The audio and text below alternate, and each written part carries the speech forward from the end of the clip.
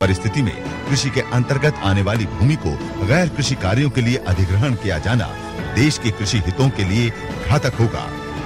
Number 2, सरकार द्वारा कृषकों को सम्मानजनक आय सुनिश्चित की जाए व सरकार की नीतियां ऐसी हों कि बीज व खाद आदि विक्रय करने वाली व्यवसायिक कंपनियों को निरंकुश व्यापार की छूट न मिले। इसी तरह से बीटी बैंगन तथा अनुवांशिक रूप से परिवर्तित बीजों पर जीएम क्रॉप्स जब तक देश में तथा विश्व में उसके दीर्घकालिक दुष्प्रभावों के बारे में पूरा अध्ययन न हो जाए, उस पर कम से कम 10 वर्ष के लिए उनके फील्ड ट्रायल एवं कमर्शियल रिलीज पर प्रतिबंध लगा देना चाहिए। सरकार कुछ कंपनियों को लाभ पहुंचाने के लिए करोड़ों लोगों के स्वास्थ्य के साथ खिलवाड़ न करे। साथ ही सरकार को बीज की कीमतों को भी सख्ती से नियंत्रण करने की आवश्यकता है, जिससे किसानों को सही कीमतों व सही समय पर बीज उपलब्ध हों। वर्तमान में प्राइवेट कंपनियां बीजों को मनमाने व अतार्किक कीमतों पर बेच रही है। उदाहरण के लिए टमाटर की बीज की कीमत बाजार में 475 रुपए से 76,000 रुपए प्रति किलो चल रही है। इसी प्रकार कैप्सिकम के बीज की कीमत 3,670 रुपए से 65,200 रुपए प्रति किलो चल रही है। साथ ही देश के प्रत्येक जिले में एक बीज केंद्र होना चाहिए जो ओपन पॉलिनेशन तकनीक से स्थानीय व पारंपरिक फसलों के बीज सुलभ कराए। इन बीज केंद्रों पर सीड बैंक की व्यवस्था हो, जिससे बीजों के उत्पादन, परीक्षण एवं वितरण में आसानी हो। रासायनिक उर्वरकों और कीटनाशकों के स्थान पर जैविक खाद व कीटनाशकों के प्रोत्साहन की व्यापक नीति सरकार को बनानी चाहिए, जिससे कि शुद्ध आहार खाना जो नागरिकों का मूलभूत अधिकार है, उससे वे वंचित न हो। जैविक खेती से गोधन, पशुधन की रक्षा के साथ साथ धरती माता का, खेत तथा इंसान का पेट दोनों सुरक्षित रहेंगे तथा कीटनाशकों व रासायनिक उर्वरकों के नाम पर हो रही लाखों करोड़ों रुपए की लूट से भी मुक्ति मिलेगी। किसानों के हित में खाद्य प्रसंस्करण उद्योग, खाद्यान्नों के भंडारण, पारंपरिक बीजों व फसलों की रक्षा तथा वर्षा जल प्रबंधन से लेकर हर खेत को कैसे 24 घंटे बिजली व पानी मिले, बाढ़ व सूखा के प्रकोप से देश व किसान कैसे बचे, जिससे कि भारत को चीनी खाद्यान्नों, फलों, दालों व खाद्य तेलों आदि से पूरी तरह आत्मनिर्भर तो बना ही पाए, साथ ही वैश्विक दृष्टि से पैदावार व्यवस्था को त्वरित गति से और अधिक कारगर बनाने की नितांत आवश्यकता है। भारतीय भाषाओं में विज्ञान व तकनीकी शिक्षा उपलब्ध कराने व शिक्षा में उच्च नैतिक मूल्यों, संस्कारों व आध्यात्मिकता के समुचित समावेश की नीति बनाना। 99% भारतवासियों के साथ यदि शिक्षा के क्षेत्र में भाषा के नाम पर पक्षपात व अन्याय हो, तो ये लोकतंत्र के नाम पर बहुत बड़ा कलंक है। जब जापान, फ्रांस व जर्मनी आदि आधुनिक रूप से पूरी तरह विकसित देश अपने देश के नागरिकों को अपनी राष्ट्रभाषा में ही सामान्य शिक्षा से लेकर विज्ञान, तकनीकी व प्रबंधन आदि की समस्त शिक्षा देते हैं, तो फिर भारत में हम ऐसा क्यों नहीं कर सकते? जब से सरकार ने आईएएस व आईपीएस की प्रवेश परीक्षा में राष्ट्रभाषा को समान रूप से स्थान दिया है, तब से मजदूर, कारीगर, किसानों के घर में पैदा हुए आम भारतीय को भी प्रशासनिक सेवाओं में स्थान मिलने लगा है। अब हम सरकार से करोड़ों आम भारतीयों की ओर से ये मांग करते हैं कि सरकार संपूर्ण शिक्षा व्यवस्था में राष्ट्रभाषा व अन्य भारतीय भाषाओं को समान रूप से सम्मान व स्थान दे तथा समयबद्ध व चरणबद्ध तरीके से पूरी प्रामाणिकता के साथ इस विषय में काम करने की एक पारदर्शी, तात्कालिक व दीर्घकालिक नीति व योजना का स्पष्ट स्वरूप तय करे। कितना आश्चर्य है कि किसान राष्ट्रभाषा व भारतीय भाषाओं को जानता है, परंतु कृषि विश्वविद्यालयों में कृषि वैज्ञानिक को अंग्रेजी में पढ़ाकर तैयार किया जाता है तथा जब वो किसान के साथ बात करता है तो उससे ठीक से संवाद स्थापित नहीं कर पाता। जबकि किसान भारतीय है, वैज्ञानिक भी भारतीय है, तो शिक्षा का माध्यम भारतीय भाषा में होने में आपत्ति क्या है? इसी तरह से रोगी भारतीय है, चिकित्सक भी भारतीय है तथा इंजीनियर भारतीय है। उनको जहां विकास व निर्माण कार्य जिन लोगों के लिए व जिस देश के लिए करना है वो भी भारत ही है, तो फिर शिक्षा का माध्यम भारतीय भाषा होने में आपत्ति क्या है? कितना बड़ा आश्चर्य है कि लोकतंत्र में हम वोट मांगते हैं हिंदी व अन्य भारतीय भाषाओं में तथा राज करते हैं और शिक्षा, चिकित्सा व अन्य व्यवस्था चलाते हैं विदेशी भाषा अंग्रेजी में। अतः निष्कर्ष के रूप में हमारा माननीय प्रधानमंत्री जी से विनम्र आग्रह है कि कम से कम 3 विषयों कृषि, चिकित्सा व अभियांत्रिकी प्रवेश परीक्षा पाठ्य पुस्तकें व संपूर्ण अध्ययन की व्यवस्था अंग्रेजी के साथ साथ समानांतर रूप से राष्ट्रभाषा व अन्य प्रमुख भारतीय भाषाओं में वर्ष 2012 या 2013 से प्रभावी ढंग से लागू करने की व्यवस्था करवाएं। भारत सरकार के पास पाठ्य पुस्तकों के अनुवाद व संबद्ध विषय के प्राध्यापकों की कोई विशेष समस्या नहीं है। राष्ट्र के नागरिकों के हित में एक दृढ़ राजनीतिक इच्छा शक्ति की आवश्यकता है। नंबर 2, महात्मा गांधी जी ने बार बार हिंद स्वराज से लेकर अनेक बार इस बात को दृढ़ता पूर्वक कहा है कि देश की शिक्षा व्यवस्था देश की भाषा में ही होनी चाहिए तथा शिक्षा के साथ संस्कारों का समावेश चरित्र निर्माण के लिए अत्यावश्यक है। हमें केवल साक्षर लोग ही नहीं चाहिए, हमें साक्षर के साथ संस्कारवान नागरिकों की आवश्यकता है। अतः प्राथमिक शिक्षा से लेकर उच्च शिक्षा तक संपूर्ण शिक्षा व्यवस्था में हमें योग, अध्यात्म, नैतिकता व संस्कारों के समुचित समावेश की व्यवस्था का एक प्रभावी स्वरूप तय करना चाहिए, जिससे कि हम राष्ट्र के नागरिकों का उन्नत चरित्र निर्माण कर सके। अन्यथा बिना संस्कारों के केवल साक्षर बने लोगों के द्वारा हजारों लाखों करोड़ रुपए के घोटालों के प्रवाह पर हम अंकुश नहीं लगा पाएंगे। हमें इस सत्य को कभी नहीं भूलना चाहिए कि हम जीवन में जो कुछ भी हैं, अपने संस्कारों व विचारों के कारण ही है। ईमानदार या बेईमान, अच्छे या बुरे, सफल या असफल, सुखी या दुखी। अतः श्रेष्ठ विचार, आध्यात्मिकता, नैतिक मूल्यों व संस्कार से युक्त उच्च चेतना युक्त आदर्श जीवन के लिए शिक्षा में सकारात्मक सुधार अति आवश्यक है। और हमारी प्राचीन शिक्षा पद्धति में ये सब कुछ था। गुलामी के समय टीबी मैकॉले ने षड्यंत्र के तहत संस्कारों व आध्यात्मिक मूल्यों पर आधारित हमारी शिक्षा पद्धति को नष्ट किया था। एक आदर्श लोकतंत्र हेतु चुनाव व्यवस्था में कुछ मूलभूत संशोधन हेतु निवेदन। यद्यपि लोकतांत्रिक शासन पद्धति पर चलने वाला भारत विश्व का सबसे बड़ा देश है, जहां हमने कुछ पाया है वहीं बहुत कुछ खोया भी है। यदि हमारी लोकतांत्रिक व्यवस्था में कुछ दोष नहीं होते तो देश में इतनी बड़ी लूट, धोखा व षड्यंत्र पांव नहीं पसारते। कुछ लोगों ने हमारी सरल चुनाव व्यवस्था का दुरुपयोग करके लोकतंत्र को षड्यंत्र करके लूट तंत्र व भ्रष्ट तंत्र बना दिया है तथा निष्कलंक व योग्य लोगों का चुनाव में सफल होना अत्यंत कठिन हो गया है। अतः चुनाव में धन का दुरुपयोग रोकने के लिए स्टेट फंडिंग इलेक्शन मतदान को अपने अधिकार के साथ साथ लोकतंत्र व देश के लिए अपने कर्तव्यों की श्रेणी में रखकर अनिवार्य मतदान की व्यवस्था तथा मतदान न करने पर देश के नागरिक होने के नाते प्राप्त होने वाली कुछ मूलभूत सुविधाओं से उसे वंचित करके दंड देने की व्यवस्था होनी चाहिए। जैसे मतदान न करने पर 3 या 6 माह के लिए उसे ड्राइविंग लाइसेंस से वंचित कर दिया जाए। इस प्रकार किसी भी छोटे से सामान्य दंड की व्यवस्था की जा सकती है। उपरोक्त 2 बातों के साथ लोकतंत्र में सत्ता के सर्वोच्च पद पर आसीन प्रधानमंत्री का चुनाव यदि सीधा जनता से होगा तो प्रधानमंत्री पार्टी से अधिक राष्ट्र के लिए सीधे तौर पर जिम्मेदार होगा और एक सच्चा लोकतंत्र राष्ट्र में स्थापित होगा। यदि लोकतंत्र में हम सत्ता के सर्वोच्च पद पर आसीन व्यक्ति का देश के आम लोगों से चुनाव नहीं करते तो फिर ये कैसा लोकतंत्र है। हमें पूरा विश्वास है कि हमारी उपरोक्त 3 बातों से सरकार अवश्य सहमत होगी और एक आदर्श, स्वस्थ व मजबूत लोकतंत्र की स्थापना हेतु सरकार अपने संवैधानिक दायित्व पूरी प्रामाणिकता के साथ निभाएगी। उपरोक्त 3 मांगों से जुड़े कुछ तथ्य हम संक्षेप में प्रस्तुत कर रहे हैं। देश के प्रबुद्ध लोगों के साथ साथ UNCAC में भी स्टेट फंडिंग ऑफ इलेक्शन के लिए अनुच्छेद 7 में प्रावधान है। अनिवार्य मतदान की व्यवस्था विश्व के 30 से अधिक देशों में चल रही है और इसके बहुत अच्छे परिणाम भी हैं। प्रधानमंत्री के जनता से सीधे चुनाव की व्यवस्था से जहां एक ओर स्वर्गीय राजीव गांधी जी सहमत थे, वहीं दूसरी ओर आदरणीय श्री अटल बिहारी वाजपेयी जी से लेकर अधिकांश वरिष्ठ आदर्श राजनेता भी इस बात से सहमत हैं। हमें पूरा विश्वास है कि माननीय प्रधानमंत्री जी व केंद्र सरकार देश के करोड़ों आम नागरिकों का हित का ध्यान रखते हुए आजादी के इन 64 वर्षों से चलती आ रही इस पक्षपातपूर्ण व अन्यायकारी व्यवस्था को बदलने का ऐतिहासिक निर्णय अवश्य लेकर एक श्रेष्ठ आदर्श स्थापित करेंगे। अन्यथा जनहित व राष्ट्रहित में अपनी लोकतांत्रिक मांग को मनवाने के लिए संवैधानिक व शांतिपूर्ण मार्ग पर पूज्य बापू का अनुसरण करते हुए मुझ सहित करोड़ों भारतीय आमरण अनशन के संकल्प के साथ सत्याग्रह के रास्ते पर चलते हुए तप करेंगे।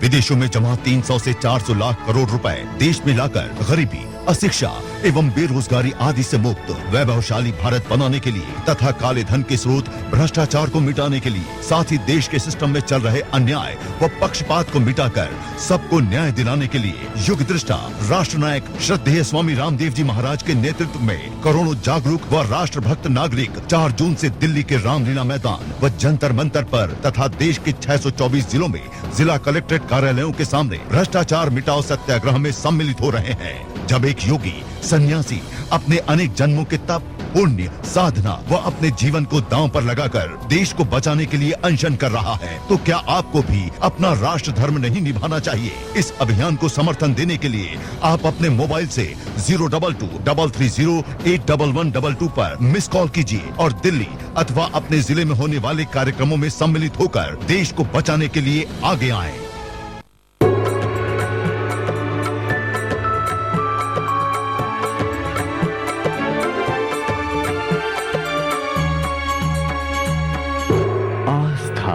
जीवन का आधार। जो भी पके ऐसा पके जहाँ भी जो हो खींचा चला आए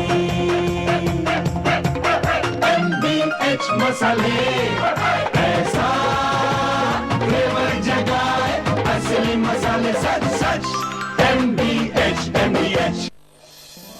आ गया है पल, छा गया है पल। मेरी और मेरे परिवार की सेहत का राज परम प्योर घी। कैंट प्योरीफायर्स पानी को बनाए 100% प्योर, क्योंकि इसमें है डबल प्योरिफिकेशन RO और UV से। कैंट देता है दुनिया का सबसे शुद्ध पानी। गरम मसाला हो या राजमा मसाला, पाव भाजी या चमकी चाट मसाला, असली मसाले सच सच MDH MDH। आ गया है पल, छा गया है पल। मेरी और मेरे परिवार की सेहत का राज परम प्योर घी। शाही पनीर हो या जलजीरा मसाला, कसूरी मेथी या देगी मिर्च, असली मसाले सच सच MDH MDH। कैंट प्योरीफायर्स पानी को बनाए 100% प्योर, क्योंकि इसमें है डबल प्योरिफिकेशन RO और UV से। कैंट देता है दुनिया का सबसे शुद्ध पानी। MDH की दुनिया में आपका स्वागत है। वाह क्या खुशबू है और स्वाद भी है। डिलीशियस। बादशाह तुसी ते मसाले दे शहंशाह। आपकी मेहरबानी से। MDH, the real spice of India। Bharat Swabhiman यात्रा के अंतर्गत आगामी योग शिविर एवं ग्रामीण जनसभाओं के कार्यक्रम 1 जून उज्जैन मध्य प्रदेश प्रातः 5 से 7:30 बजे योग शिविर, दशहरा मैदान उज्जैन। जाओ तैयार साथियों, हो जाओ तैयार, हो जाओ तैयार साथियों, हो जाओ तैयार। अगर देश के काम न आए, अगर देश के काम न आए तो जीवन बेकार। हो जाओ तैयार साथियों, हो जाओ तैयार, हो जाओ तैयार साथियों, हो जाओ तैयार। अगर देश के काम न आए, अगर देश के काम न आए तो जीवन बेकार। हो जाओ तैयार साथियों, हो जाओ तैयार, हो जाओ तैयार साथियों, हो जाओ तैयार। परम पूज्य योग ऋषि स्वामी रामदेव जी महाराज के नेतृत्व में आरंभ भारत स्वाभिमान यात्रा की 1 लाख किलोमीटर की यात्रा 1 जून को मध्य प्रदेश प्रांत के महाकाल की नगरी उज्जैन में पूर्ण होगी और 4 जून से दिल्ली में आयोजित इस सदी के सबसे बड़े सत्याग्रह के लिए स्वामी जी महाराज देशवासियों का आह्वान कर रहे हैं। इस महा आंदोलन के तहत स्वामी रामदेव जी महाराज मध्य प्रदेश प्रांत के प्रवास पर हैं और वहां के लोगों में स्वयं एवं राष्ट्र को बचाने के लिए जागृत कर रहे हैं। इसी अभियान के तहत पूज्य स्वामी रामदेव जी महाराज पहुंचे दमोह जिले के ओजस्विनी डिग्री कॉलेज के छात्र छात्राओं को अपना आशीर्वाद प्रदान करने।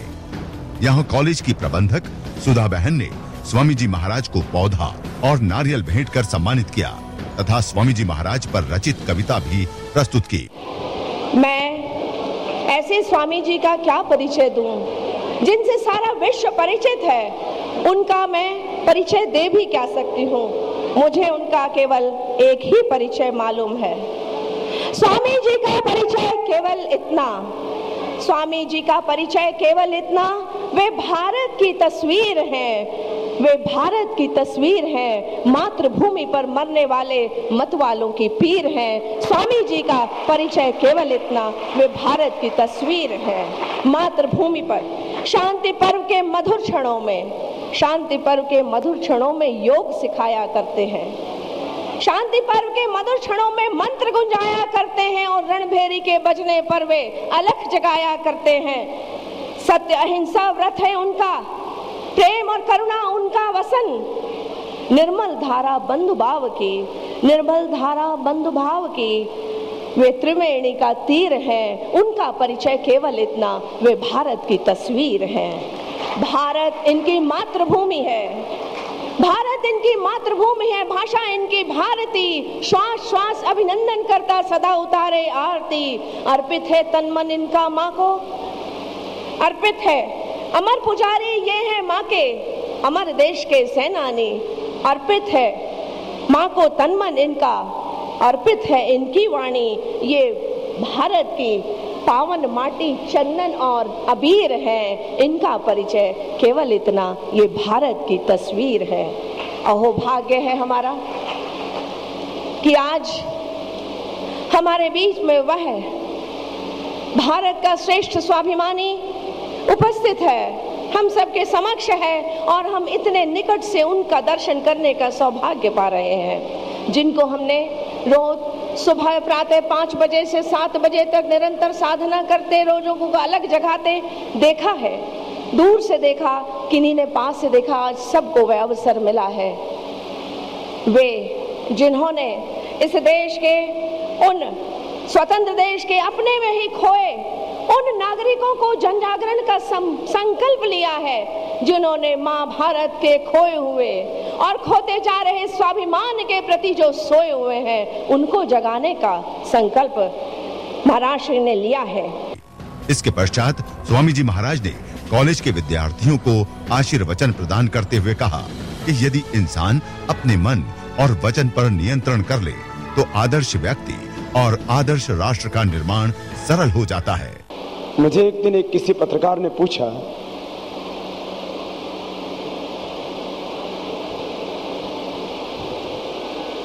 कि हर एक इंसान की जिंदगी में कोई अनसुलझी पहेली होती है।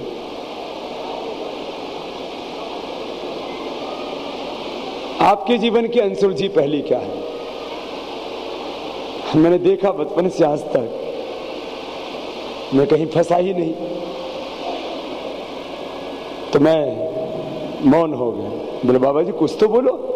आपने मुझे सैकड़ों इंटरव्यू में सुना होगा, उसके दूसरे के प्रश्न से पहले मुझे सोचना नहीं पड़ता, उत्तर होता है।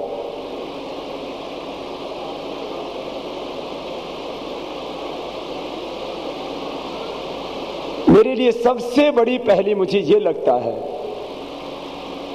सबसे बड़ी पहेली मुझे ये लगती है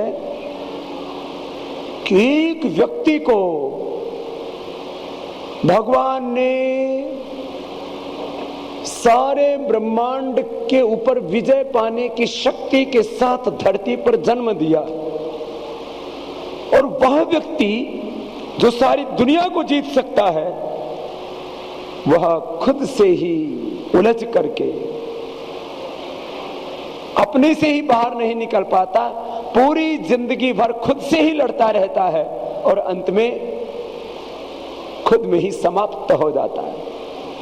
ये मुझे सबसे बड़ा आश्चर्य लगता है।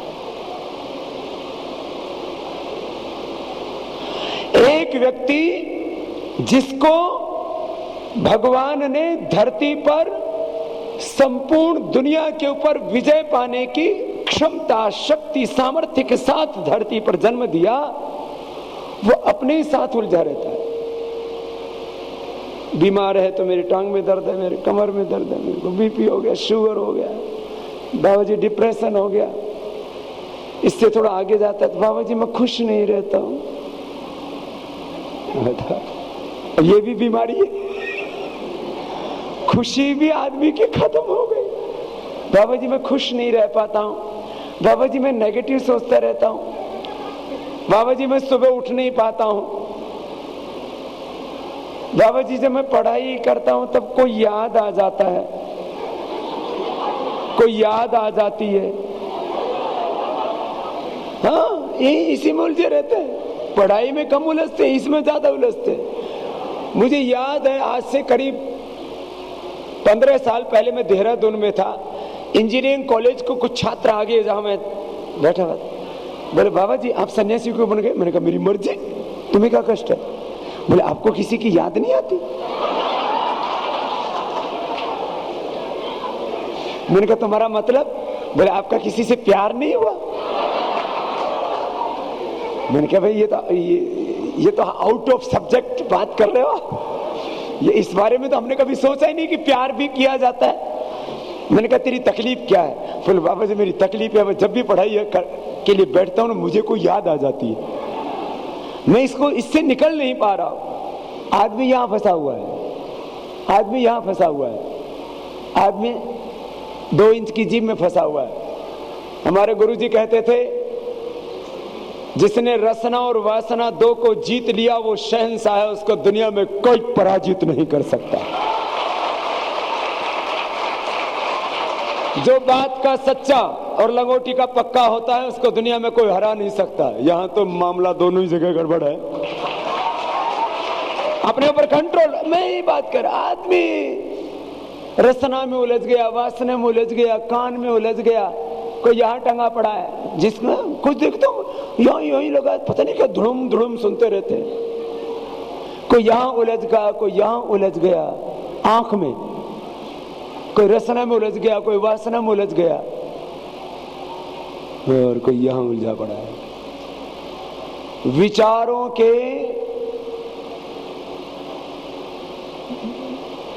विचारों की भीड़ के बीहड़ में आदमी ऐसे खो जाता, उससे बाहर ही नहीं कर पाता। जब भी देखो ऐसे पागलों की तरह से सोचता रहता, क्या होगा तेरे ऊपर धरती और चांद टूट के पड़ेंगे, ये होगा।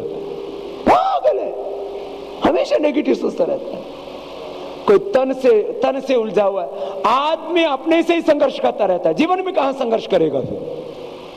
इसलिए योग करो, प्राणायाम करो, ध्यान करो, शरीर की सब उलझनें मिट जाएंगी, मन की सब उलझनें मिट जाएंगी। तुम शरीर की, इंद्रियों की, मन की पराधीनताओं से मुक्त होकर, शरीर, इंद्रिय और मन की पराधीनताओं, दुर्बलताओं और कमजोरियों से मुक्त होकर तुम आत्म विजेता होकर के विश्व विजेता बनोगे। ये तुम्हारे जीवन की सार्थकता होगी। ये भी आजकल क्रीम पाउडर लगाने लगे, हैंडसम क्रीम आने लगे इनके लिए। चेहरों पर रौनक नहीं है, मन में यदि विश्वास नहीं है, हौसला बुलंद नहीं है, क्या जीवन है? इसलिए शरीर भी वज्र की भांति होने चाहिए तुम्हारे, और तुम्हारे इरादे भी फौलादी होने चाहिए। तुम जिधर चलो वो रास्ता बन जाए, और तुम जिस मुकाम पर पहुंचो वो लोगों के लिए मंजिल बन जाए। तुम लोगों के लिए एक आइकॉन बन जाओ, आदर्श बन जाओ। ये तो पता नहीं क्या हो गया। मैंने कहा मेरे लिए ये उलझन है, ये पहेली है, ये मैं रोज लोगों को जगाता हूं, फिर सो जाते हैं। इसलिए बस मैं आपके लिए एक ही बात कह के जा रहा हूं, सदा जागृत रहना। सब मेरे साथ बोलेंगे, उत्तिष्ठता जागृता, उत्तिष्ठता जागृता, प्राप्य वरान निबोधता। यही स्वामी विवेकानंद जी ने भी यही कहा था। वेद उपनिषदों में यही है, वेद में भी यही है। यो जागारः तम ऋचक कामयन्ति, यो जागारः तम सामायन, यो जागारः तमयम सोमाः तवाहमस्मि सख्येन्यो का। आप जागते रहें, आप बहुत जागरूक हैं। इस ओजस्विनी कॉलेज के छात्र और छात्राएं वास्तव में ओजस्वी होकर के निकले। और ओजस्विनी कॉलेज का नाम तो होगा, अपने जीवन में ऊंचाइयां पा करके इस देश को भी परम वैभव तक लेकर के जाएं। सारी दुनिया जब आसमान में सबसे ऊंचाई पर किसी मुल्क को देखना चाहे तो उसमें सबसे ऊंचाई पर भारत मिले, ऐसा मिल करके हमने अपने आप को और इस देश को बनाना है। आप सबको मेरी बहुत बहुत शुभकामनाएं। बहन सुधा जी को और इनके पिताश्री को और सारे इस प्रबंधन में लगे और मलैया जी को भी हमारा बहुत बहुत साधुवाद है। आप सबको मेरा बहुत बहुत प्यार। न तो हम अंग्रेजी भाषा के विरोधी हैं, न आधुनिकता, न ही विज्ञान, तकनीकी एवं विकास के विरोधी हैं, अपितु हमें विकास स्वदेश व स्वदेशी भाषा के साथ चाहिए। अन्याय व पक्षपातपूर्ण विकास नहीं चाहिए। भारत स्वाभिमान के 1 लाख किलोमीटर लंबी इस यात्रा के दौरान राष्ट्रनायक स्वामी रामदेव जी महाराज ने पूरे देश में करोड़ों लोगों को योग से जोड़कर रोग मुक्त तो किया ही है, साथ ही रोग मुक्ति के साथ साथ नशा मुक्ति के अपने अभियान के तहत करोड़ों लोगों को नशा छोड़ने के लिए प्रेरित किया। मध्य प्रदेश की अपनी यात्रा के दौरान स्वामी जी महाराज जब गांव खोजाखेड़ी पहुंचे तो वहां के लोगों ने स्वामी जी का माल्यार्पण करने के पश्चात शॉल और नारियल भेंट किया। यहाँ भी स्वामी जी ने योग की ही दीक्षा देने के साथ साथ लोगों के सामने झोली फैलाकर उनसे उनकी बुराइयों की भिक्षा ली। बड़े बुजुर्गों को, सब बच्चों को और हमारी सब मातृ स्वरूप मातावी रूप भगवान का स्वरूप हमारी इन श्रद्धामयी वात्सल्यमयी माताओं को मेरा बहुत बहुत हृदय से। आपका छोटा जरूर है लेकिन बहुत अच्छा गांव है और इस गांव में प्यार मोहब्बत ऐसे ही आगे बढ़ता रहे और किसी के भी जीवन में कोई दोष ना हो, ऐसा ये गांव स्वर्ग समान बन जाए। भगवान को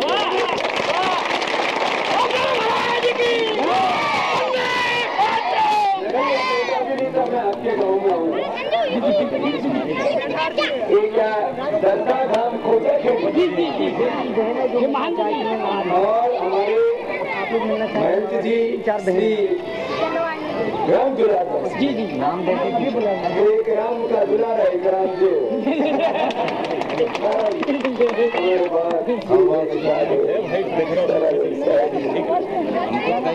शायद मुझे लगता है गांव में कोई भी नहीं हो, सबके घरों के ताले लगे हुए बड़े बुजुर्ग बच्चे सब यहाँ आए हैं कि बाबा हरिद्वार से हमारे गांव आए हैं।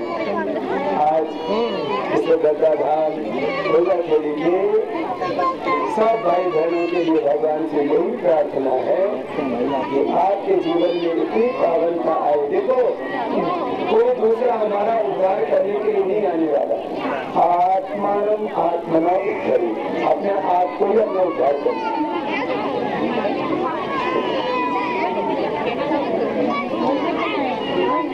क्या करना है ऐसे बताओ। तुम्हें बीड़ी सिगरेट को दूसरा पिलाना आता है या खुद पीते हो? बोलो खुद ही पीते हैं ना, और छोड़ना चाहे तो कोई दूसरा छुड़ाने आएगा। तो आज के बाद सब संकल्प लेंगे कि भाई हम अपना बीड़ी सिगरेट और शराब को कोई भी हाथ नहीं लगाएगा। बाबा जी आए थे तो हम सबसे ये दक्षिणा लेकर के चले। बोलो दोगे?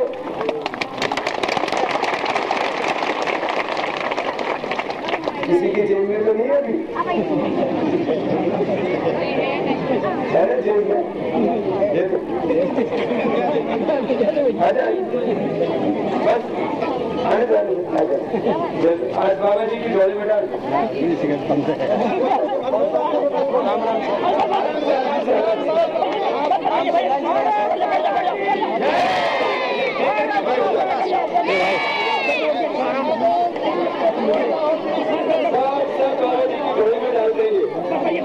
और जो नहीं छोड़ेगा उसको पाप लगेगा। सुन लो। अच्छा बताओ, तुम भगवान राम जी को मानते हो ना? राम जी बीड़ी पिया करते, भगवान राम जी बीड़ी पीते थे क्या? कृष्ण जी हनुमान जी गुटखा खाते थे। के बाद आ जा दे दे कहाँ से सप्लाई आई है?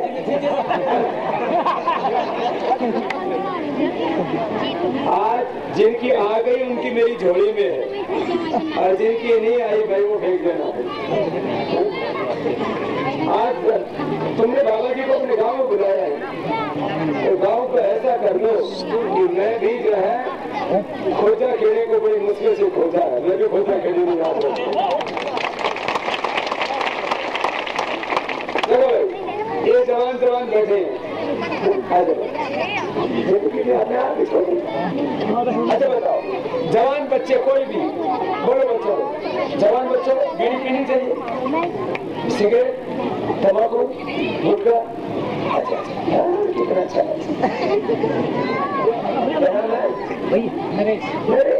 कभी मत पियो। सब माताएं बहुत राजी हो, बाबा यो काम बहुत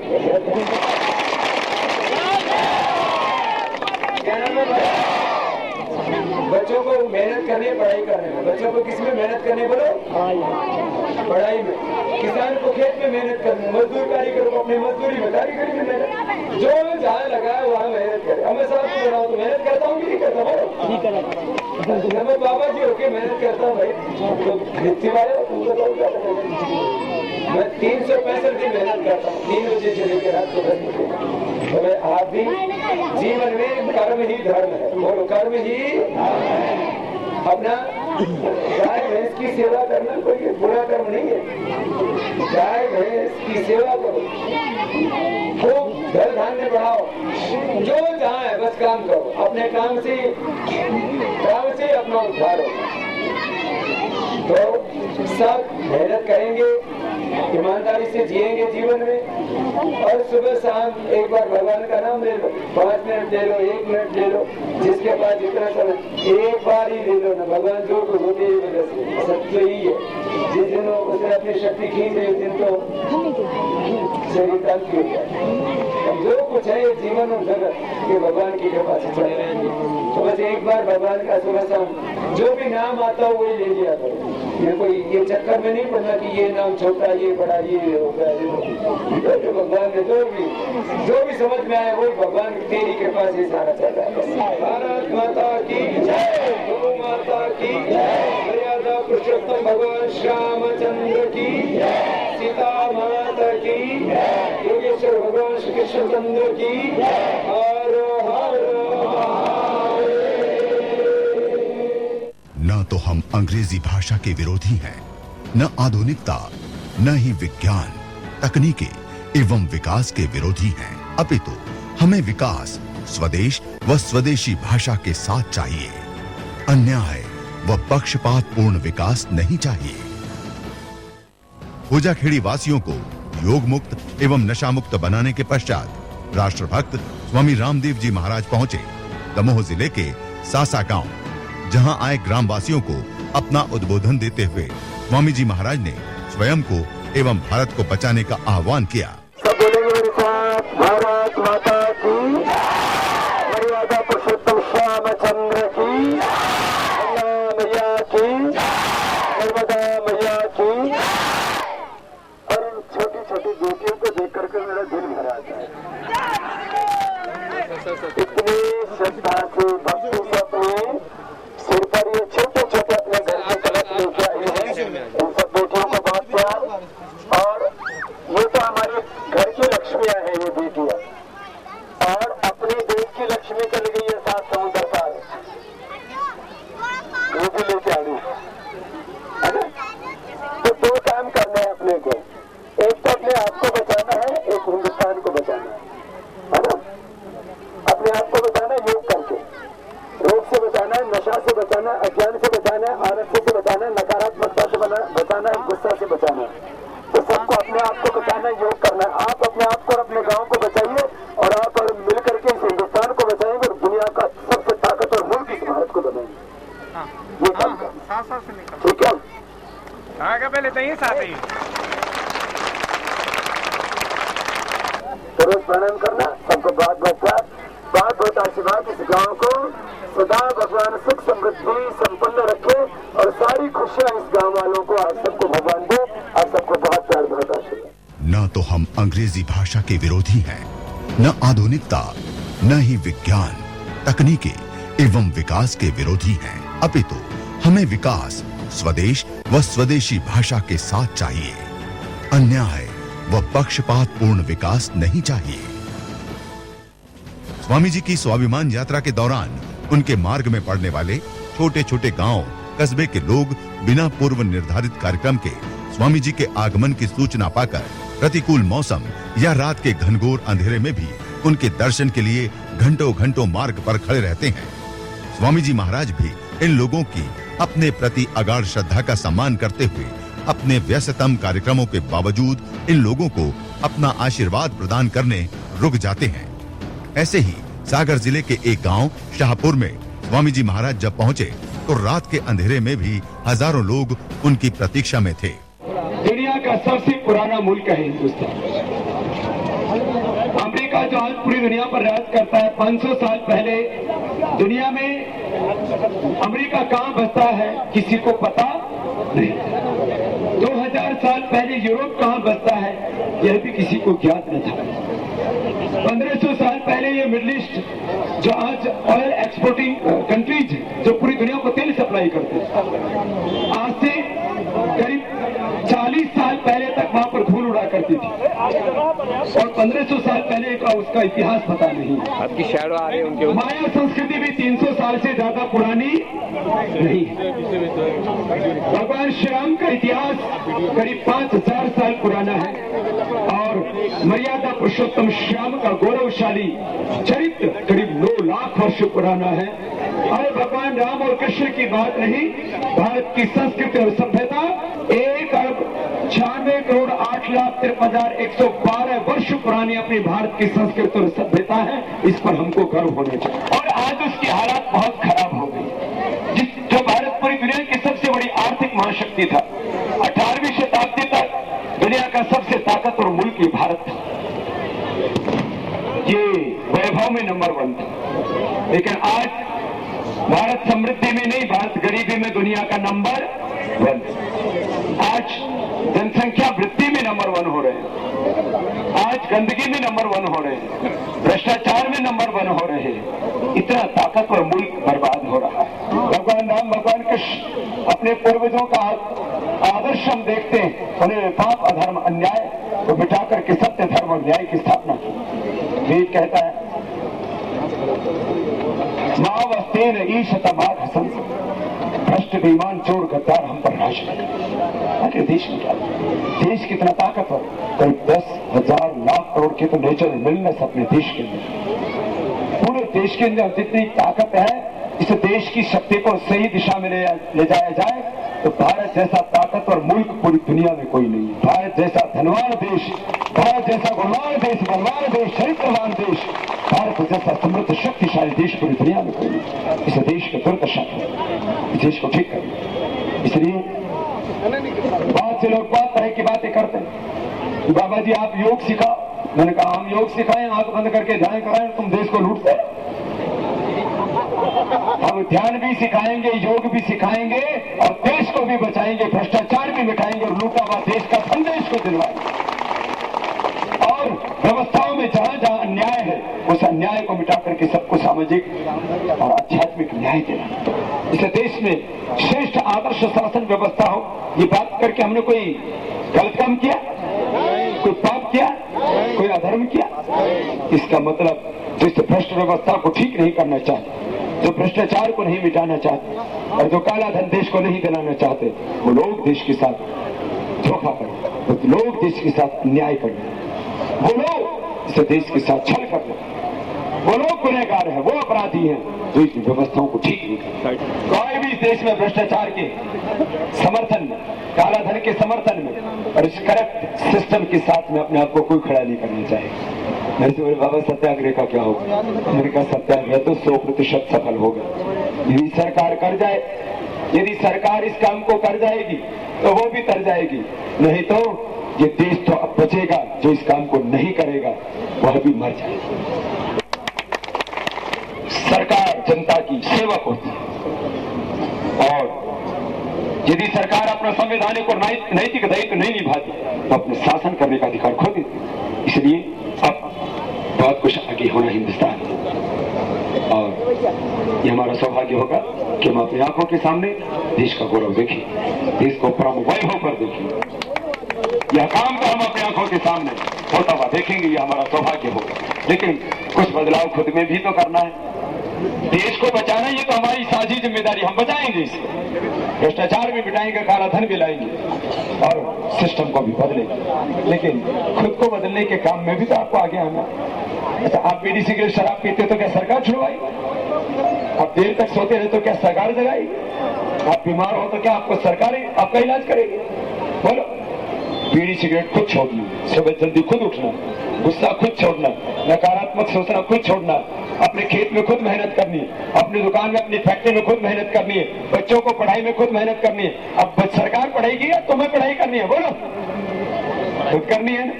तो आप पढ़ाई में मेहनत करेंगे, खेत में मेहनत करेंगे, दुकान में मेहनत करेंगे, आपस से प्यार मोहब्बत से रहेंगे।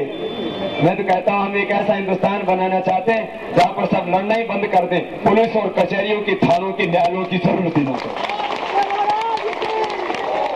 बोले ऐसा हो जाएगा तो हिंदुस्तान स्वर्ग बन जाएगा कि नहीं? यहाँ तो हर घर में लड़ाई हो रखी है, पति पत्नी की लड़ाई हो रखी है, बाप बेटे की लड़ाई हो रखी है, गुरु चेलों की भी लड़ाई हो रखी है। ये सब लड़ाई झगड़े बंद करना, सबको प्यार मोहब्बत से रहना। आप सबको बहुत बहुत आशीर्वाद। और दिल्ली कितने आएंगे? दिल्ली कितने आएंगे? दिल्ली देश को बचाने के लिए, भ्रष्टाचार मिटाने के लिए। तो सबको मोबाइल से मिस कॉल देना है 022 330811122। ये नंबर आपको बार बार मोबाइल का मिलता है, इससे मोबाइल से मिस कॉल देना और सब मिलकर के काम करना। सबको बहुत बहुत। न तो हम अंग्रेजी भाषा के विरोधी हैं, न आधुनिकता, न ही विज्ञान, तकनीकी एवं विकास के विरोधी हैं। अपितु हमें विकास स्वदेश व स्वदेशी भाषा के साथ चाहिए। अन्याय व पक्षपातपूर्ण विकास नहीं चाहिए। भारत स्वाभिमान की 1 लाख किलोमीटर की इस यात्रा के दौरान हरिद्वार से आए सैकड़ों कार्यकर्ताओं ने स्वामी जी महाराज के साथ विपरीत परिस्थितियों एवं विपरीत मौसम में भी दिन रात अपने सेवा कार्यों में जुटे रहे। इस यात्रा के अंतिम चरण में स्वामी जी महाराज ने कार्यकर्ताओं को भी अपना आशीर्वचन प्रदान किया। सब प्रतिकूलताओं को सहन करके, विपरीत परिस्थितियों में, खराब हालात में सबने काम किया है और बहुत निष्ठा के साथ काम की सेवा की। आप सबके इस हौसले के लिए, आपकी दृढ़ता के लिए, साहस के लिए और आपकी कर्तव्य निष्ठा के लिए और पूरी इस यात्रा में कष्ट तो हुआ है आप सबको शारीरिक रूप से, लेकिन इस पूरी यात्रा में पूरा भारत दर्शन हो गया।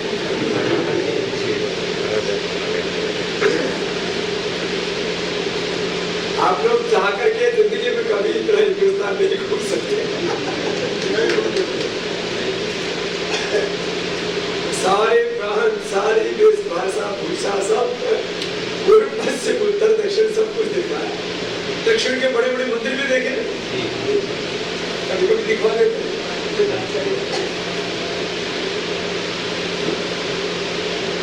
तो आप सब लोगों के ऊपर हमको बहुत भरोसा है। हरिद्वार में तो दोबारा मिलेंगे, लेकिन मैंने कहा कि यात्रा से पहले भी थोड़ा सा मिल लेते हैं, क्योंकि अभी परसों तो पूर्ण होती है दिल्ली पर, फिर इसके बाद महासंग्राम शुरू हो जाएगा। दिल्ली के महासंग्राम में मेरे साथ रहोगे आप? तो अभी तो मौका भाई, पूरी यात्रा का तो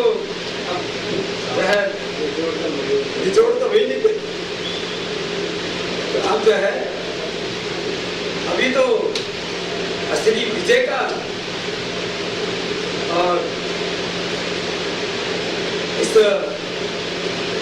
पूरी यात्रा का जो स्थल है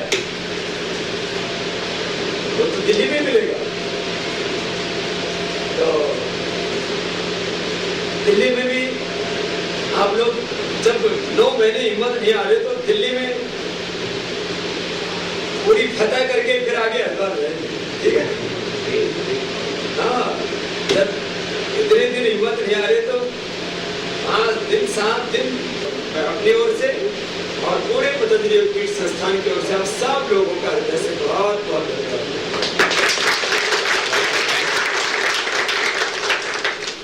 अभी हम लेते हैं छोटा सा विराम। विराम के बाद हम आपको दिखाएंगे विश्व के इतिहास की सबसे बड़ी क्रांति एवं सत्याग्रह पर स्वामी रामदेव जी महाराज का उद्बोधन।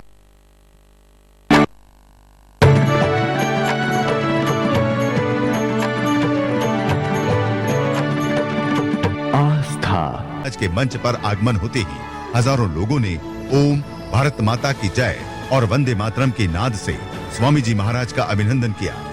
पूज्य स्वामी जी महाराज ने भी हाथ उठाकर लोगों के अभिवादन को स्वीकार किया।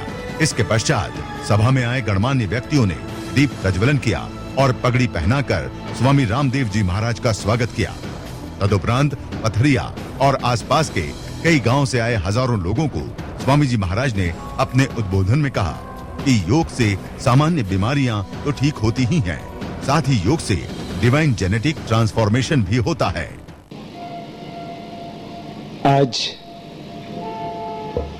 इस पथरिया की छोटी सी जगह में इतनी बड़ी संख्या में इतनी बड़ी श्रद्धा के साथ आज यहां पर आए हैं। आपके इस विश्वास को, आपकी श्रद्धा को, आपकी इस निष्ठा को और आपके इस भीतर के उत्साह को मैं हृदय से प्रणाम करता हूं और भगवान से प्रार्थना करता हूं कि आपके जीवन में यह उत्साह ऐसा ही बना रहे। आपके जीवन में गुरु निष्ठा, धर्म निष्ठा, योग निष्ठा, राष्ट्र निष्ठा ऐसे ही निरंतर बढ़ती रहे। हमको प्रथम होने का सामर्थ्य दिया है।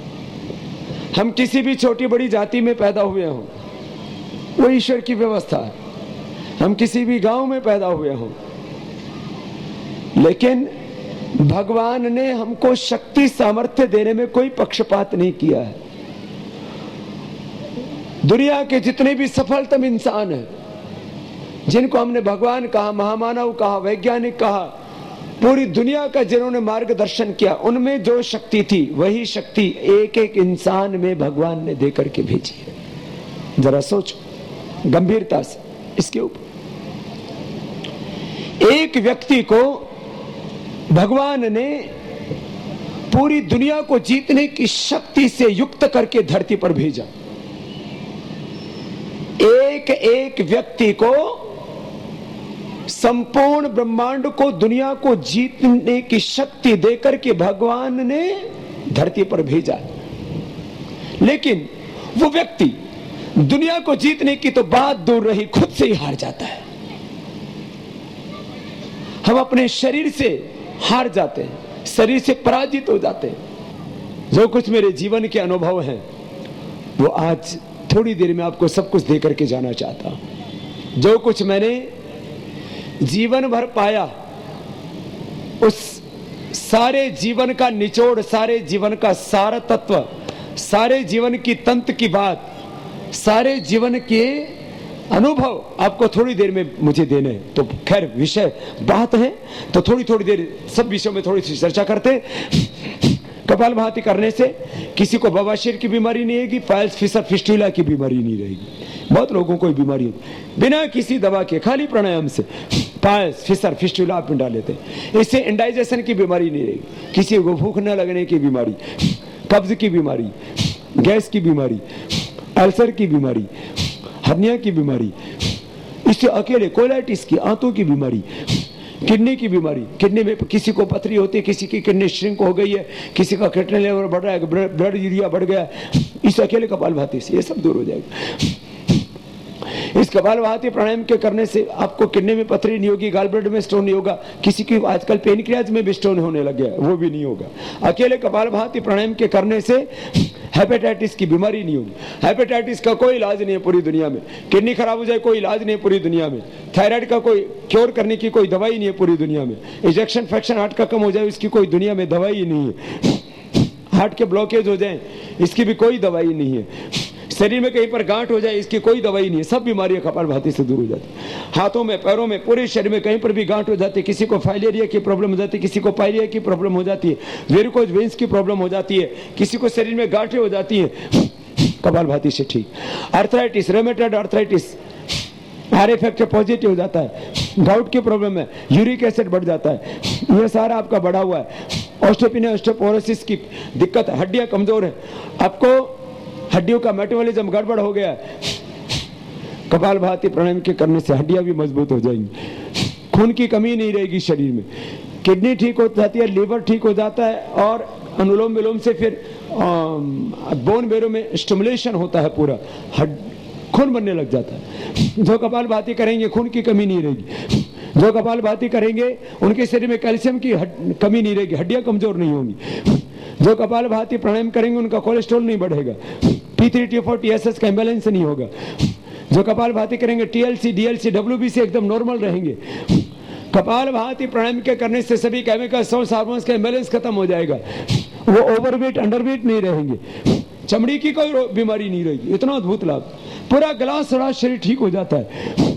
जिनको संतान नहीं हुई है, संतान सुख से जो वंचित है, इससे यूट्रस के फाइब्रस ओवरी की सिस्ट ठीक हो जाती है, पॉलीसिस्टिक ओवरीज ठीक हो जाती है, फिलिपियन ट्यूब बनते हैं तो ओपन हो जाती है, ओवम पूरा नहीं बनता है तो बनने लग जाता है, स्पर्म पूरा नहीं बनता तो बनने लग जाती है, स्त्री बीज पुरुष बीज की कोई प्रॉब्लम ही नहीं होगी, अंडा शुक्र कोई दिक्कत नहीं।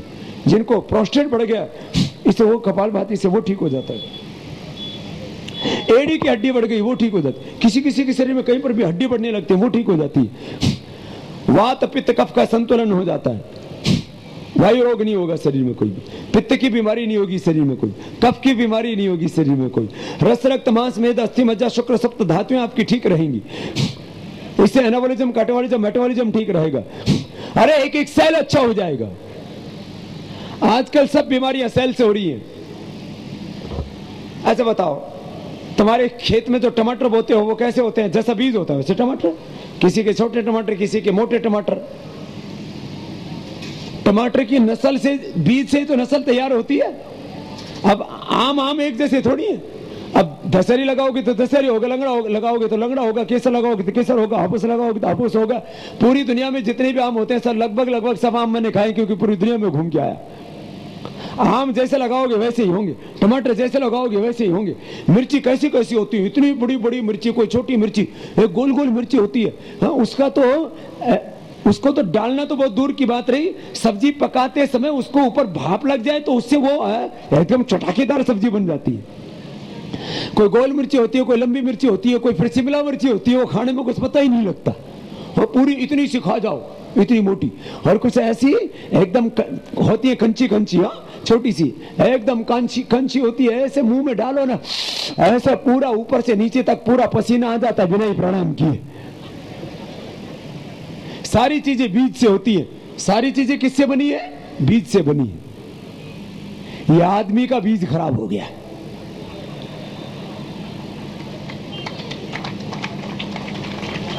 आदमी का बीज खराब हो गया, इसको ठीक करना। इसके बीज में बीमारी आ गई, बीज में बीमारी है। माँ बाप को बीपी है तो बच्चे को हो गए, बीज में बीपी आ गया, बीज में। इसको बोलते हैं जीन्स, अंग्रेजी में जीन्स बोलते हैं इसको, हिंदी में जेनेटिक, अंग्रेजी में, हिंदी में इसको रोग बोलते हैं, कई वारसागत रोग बोलते हैं। सुनो जरा गौर से, बीमारियां किस में आ गई? बीज में। अब माँ बाप मोटे हैं तो उनके बच्चे तो पतले हो ही नहीं सकते। अब माँ बाप एकदम सिंगल हड्डी हैं तो उनके कोई हनुमान जी थोड़ी पैदा होंगे, भीम थोड़ी पैदा होंगे। माँ बाप भी 40-40 किलो के हैं तो बच्चे 35-35 किलो के ऐसे फुदक रहे। जोर की हवा आई तो 5 फीट ऊपर उछला।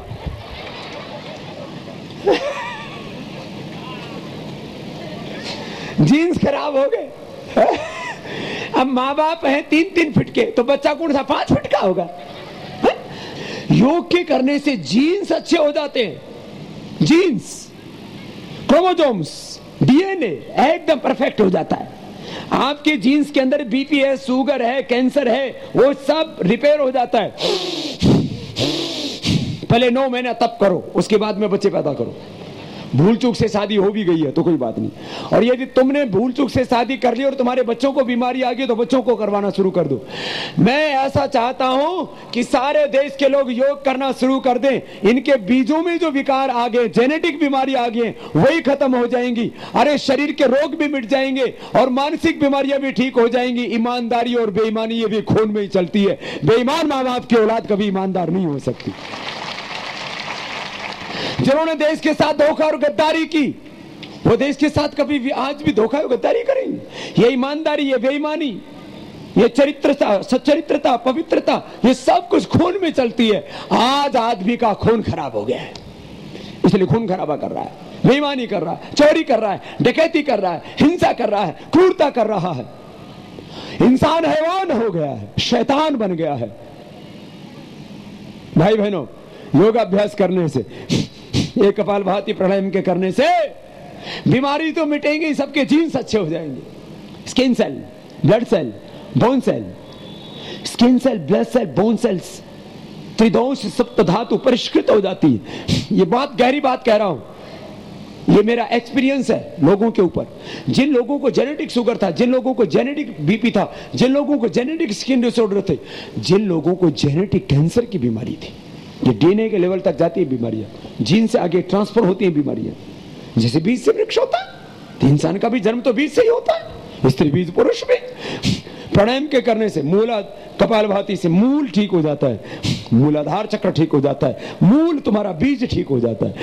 ये बीज है, ये बीज चक्र है, मूलाधार। करो, सबके बीज ठीक करके जाने आज, जिससे आगे फसलें बढ़िया होंगी, फसलें अच्छी होंगी, नस्लें अच्छी होंगी। चलो कर लो, नहीं तो आजकल बीज खराब हो रहे हैं सब। मूलाधार चक्र ठीक हो जाएगा, आगे तक की फसलें ठीक करनी है, नस्लें ठीक करनी। सुबह सुबह उठ करके सब प्राणायाम किया करो।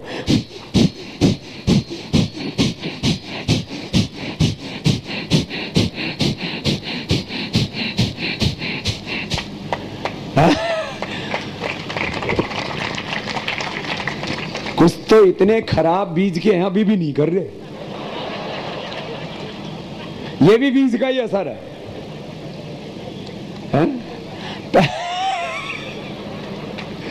आज सबके बीज ठीक करके जाने हैं मुझे।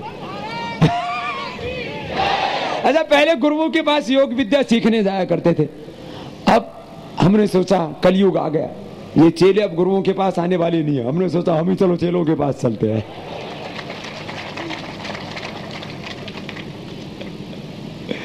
लेकिन मैंने देखा हमारे सभी पथरिया के लोग बड़े अच्छे हैं, इतने खुश हैं, हीरे और मोतियों की तरह आपके चेहरे चमक रहे हैं, या आपके चेहरे ऐसे ही चमकते रहे, जिंदगी भर चमकते रहे।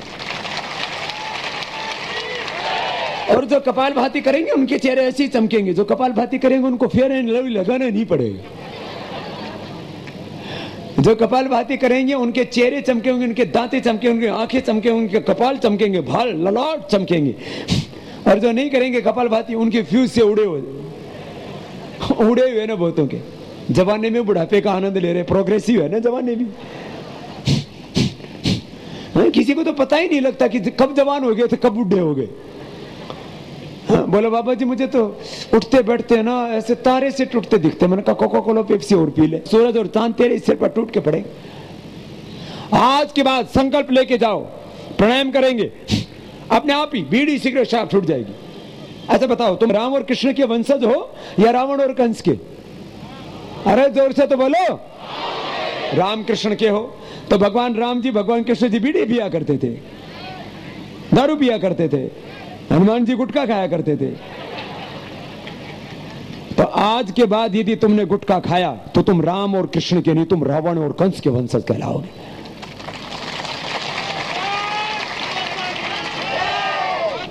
आज के बाद कोई नहीं पिएगा बीड़ी सिगरेट। यदि तुमने बीड़ी सिगरेट शराब पी तो तुम राम और कृष्ण के नहीं रावण और कंस के वंशज कहलाओगे। बोलो भारत माता की, सियावर रामचंद्र की। न तो हम अंग्रेजी भाषा के विरोधी हैं, न आधुनिकता, न ही विज्ञान, तकनीकी एवं विकास के विरोधी हैं, अपितु हमें विकास स्वदेश व स्वदेशी भाषा के साथ चाहिए। अन्याय व पक्षपात पूर्ण विकास नहीं चाहिए। पथरिया वासियों के भीतर असीम ऊर्जा का संचारण करने के पश्चात पूज्य योग ऋषि पहुंचे दमोह जिले के कार्यकर्ताओं से मिलने। स्वामी जी महाराज के कार्यकर्ताओं का मार्गदर्शन करते हुए भारत स्वाभिमान आंदोलन और 4 जून से होने वाली सत्याग्रह पर अपने विचार प्रकट किए। भारत स्वाभिमान के इस आंदोलन के लिए, अपने संगठन के लिए, पतंजलि योग समिति के लिए सबसे बड़ा जो लक्ष्य है वो एक एक गांव में ग्राम समितियों का निर्माण और निःशुल्क योग प्रशिक्षण का काम है। और जितना ज्यादा ये कार्य आगे बढ़ेगा उतना ही ज्यादा अपनी ये सेवा का काम आगे बढ़ेगा, उतनी ही ज्यादा इस धरती पर शुभ बढ़ेगा, आरोग्य बढ़ेगा, सुख बढ़ेगा, शांति का वातावरण बनेगा। चारों ओर इंद्रम वर्धंत त्रह क्रवंत विश्वमारिम अपघ्रंत रावण, चारों ओर जो अधर्म, अन्याय, पाप, शोषण फैला है मिटेगा। ये काम अब होना है और इस काम के लिए सबको सहयोग करना है, ये मुख्य कार्य है। तो जितने हमारे कार्यकर्ता इस दिशा में आगे काम करेंगे, मैं समझूंगा कि वो मेरे सच्चे प्रतिनिधि हैं, मेरे सच्चे उत्तराधिकारी हैं, मेरे सच्चे शिष्य हैं, सच्चे अनुयायी हैं, या वो इस पूरे संगठन के सच्चे सैनिक हैं, साधक हैं, योगी हैं, योद्धा हैं, जो भी शब्द मैं बोलूं। तो सबसे ज्यादा ध्यान और सबसे ज्यादा काम अब इसी पर करना है अपने को। तो हम पूरी उम्मीद करते हैं कि दमोह में संगठन का और सेवा का काम सर्वोत्कृष्ट होगा, ऐसी हम अपेक्षा करते हैं। अब इसके लिए सबको इस काम में जुटना है। ग्राम उद्योग वाला जो कार्य है उसके लिए इस साल अब जून महीने के बाद से, पहले तो दिल्ली वाला कार्यक्रम बहुत बड़ा लक्ष्य है, यह तात्कालिक योजना है। यदि सरकार हमारा 1% भी हमारे कार्यों में सहयोग ना करे तो भी हम पुरुषार्थ करके आने वाले 10-20 सालों में इस दुनिया की सबसे बड़ी ताकत बना सकते हैं बिना किसी सरकार के सहयोग के। माना कि सरकार के पास बहुत ताकत होती है, 50% जमीन सरकार के पास होती है, जितनी प्राइवेट लोगों के पास लैंड है उससे ज्यादा लैंड गवर्नमेंट के लैंड है, और भूमि के अलावा भू संपदा जिनको नेचुरल रिसोर्सेज बोलते हैं वो तो 100% सरकार के नियंत्रण में। इस देश के अंदर करीब 50 करोड़ एकड़ लैंड ये गवर्नमेंट के पास में है, और भू संपदाएं करीब 10,000 लाख करोड़, कितनी 10,000 लाख करोड़ रुपए की भू संपदाएं सरकार के नियंत्रण में है।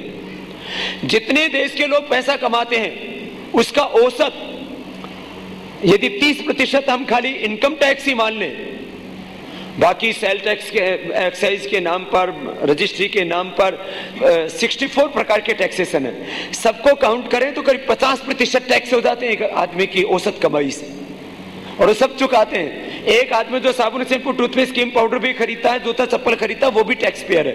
121 करोड़ लोग टैक्स पेयर हैं। भारत की यदि हम ऑफिशियल जिसको जीडीपी बोलते हैं वो करीब 70 लाख करोड़ रुपए भी माने तो हर साल गवर्नमेंट को जो है करीब करीब प्रत्यक्ष या परोक्ष रूप से 30-35 लाख करोड़ रुपए जो है ये सरकारों के पास जाता है, चाहे वैध रूप से जाता हो चाहे अवैध रूप से जाता हो। तो एक तरफ पूरे देश का धन, एक तरफ सरकार, इतनी धनवान है सरकार, एक तरफ पूरे देश के पास संपत्ति, उतनी संपत्ति सरकार के पास, उससे ज्यादा भू संपदाएं तो सारे उसके नियंत्रण में, और सारी सेनाएं, सारा system, education system, health system, judiciary system, हमारी सारी आर्मी, पैरामिलिट्री फोर्सेस, पुलिस, सब कुछ पूरा तंत्र कितना बड़ा है सरकारी गैर सरकारी क्षेत्र में सब लगाया जाए तो कितने करोड़ तो कर्मचारी हो जाते हैं, अधिकारी हो जाते हैं सरकार के। इतना बड़ा तंत्र हमारी ये बिल्कुल भी मदद करे तो हिंदुस्तान ये सही दिशा में आगे चले तो हिंदुस्तान 5-10 वर्षों में तो कहां से कहां पहुंच जाए। लेकिन मैं कहता हूं ये कुछ भी ना करे तो हम अपने बूते पर क्या कर सकते हैं? हम अपने बूते पर हिंदुस्तान के 121 करोड़ लोगों को रोग मुक्त कर सकते हैं योग सिखा करके। हम अपने बूते के ऊपर 121 करोड़ लोगों को नशा मुक्त कर सकते हैं। यदि 2 ही काम कर दे तो 20 लाख करोड़ रुपए तो ऐसे बता देंगे हम हिंदुस्तान के। कोई हमें सरकारी मदद की जरूरत नहीं इसके लिए। और यदि हम देश के लोगों को मेहनत करना सिखा दें, ऐसा बताओ, मैं एक साधारण सी बात कहता हूं, कोई गांव का आदमी है, गांव के आदमी मेहनत करें कि भाई हमको मकान बनाना है। मकान बनाने के लिए क्या जरूरत पड़ती है? ईंट की। ईंट अपना जो है गारे से बना ले, गारा को लिया, उसको ईंट बना ली, ईंट बना करके उसको अपने भट्टे में पका लिया, कोई गवर्नमेंट रोक लेगी अपने को?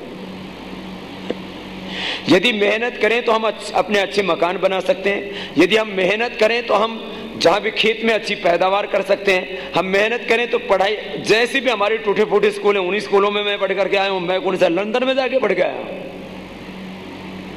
उन टूटे फूटे स्कूलों में हम मेहनत करके पढ़ सकते हैं। उन्हीं टूटी फूटी सड़कों पर चल करके हम जिंदगी में आगे बढ़ सकते हैं। हम यदि ईमानदारी से, सच्चाई से मेहनत करने लग जाएं और एक जिम्मेदार नागरिक बन जाएं तो अपने आप तो हम ताकतवर बने जाएंगे। और जिस दिन देश के नागरिक जिम्मेदार हो जाएंगे, विक्रमी हो जाएंगे, साहसी हो जाएंगे, उद्यमी हो जाएंगे, स्वाभिमानी हो जाएंगे, सब व्यवस्थाएं बदल जाएंगी। इसलिए यह प्रश्न है ही नहीं कि जो है सरकार सहयोग कर रही है या नहीं कर रही है। क्या हमें किसी का दया का पात्र होकर के नहीं रहना है? हम क्यों बने किसी की दया के पात्र? और जो हम सरकार से भी करें कि सरकार को सिस्टम में सुधार करना चाहिए, कालाधन लाना चाहिए, भ्रष्टाचार मिटाना चाहिए और पूरी व्यवस्था में सृजनात्मक गुणात्मक सुधार करना चाहिए, तो सरकार की नैतिक और संवैधानिक जिम्मेदारी है। और बनी किसके लिए? सरकार को लूटने के लिए बने। वह हमारा एक अलग पक्ष है और वो करना पड़ेगा सरकार को, क्योंकि हम काले धन के खिलाफ अभियान चला करके, भ्रष्टाचार को मिटाने के लिए आंदोलन चला करके और सिस्टम में सुधार करने की बात करके कोई पाप नहीं कर रहे हैं, कोई गुनाह नहीं कर रहे हैं, कोई अपराध नहीं कर रहे हैं, बल्कि जो सिस्टम में सुधार नहीं करते, जो भ्रष्टाचार को मिटाने के लिए कार्य नहीं कर रहे हैं, जो काला धन वापस नहीं लेकर के आ रहे हैं और व्यवस्थाओं के नाम पर जो पक्षपात और अन्याय कर रहे हैं, वो पाप कर रहे हैं, वो गुनाह कर रहे हैं, वो अधर्म कर रहे हैं और उसको तो अब मिटना ही पड़ेगा। ये तो होगा। इसलिए यह आंदोलन दो पक्षीय है। एक, जो सत्तासीन लोग हैं उनसे व्यवस्था में परिवर्तन कराने के लिए देश के लोगों को खड़ा कर देना, यह एक पक्ष है।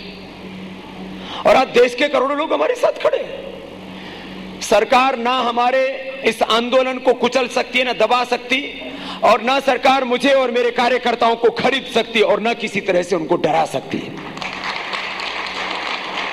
जैसे छत्रपति शिवाजी महाराज को अपने योद्धाओं पर, अपने सैनिकों पर गर्व था, मुझे भी अपने भारत स्वाभिमान के तमाम इन कार्यकर्ताओं पर, इन योगियों पर, इन योद्धाओं पर, इन साधकों पर, इन सैनिकों पर पूरा गर्व है कि हमारे कार्यकर्ताओं को कोई दबा नहीं सकता, कोई कुचल नहीं सकता, कोई डरा नहीं सकता, इनको अपने काम से कोई हटा नहीं सकता, इनको कोई भ्रमित नहीं कर सकता, इनको अपने पथ से कोई विचलित नहीं कर सकता। और मुझे ऐसे योगियों की, ऐसे योद्धाओं की आवश्यकता है जिनको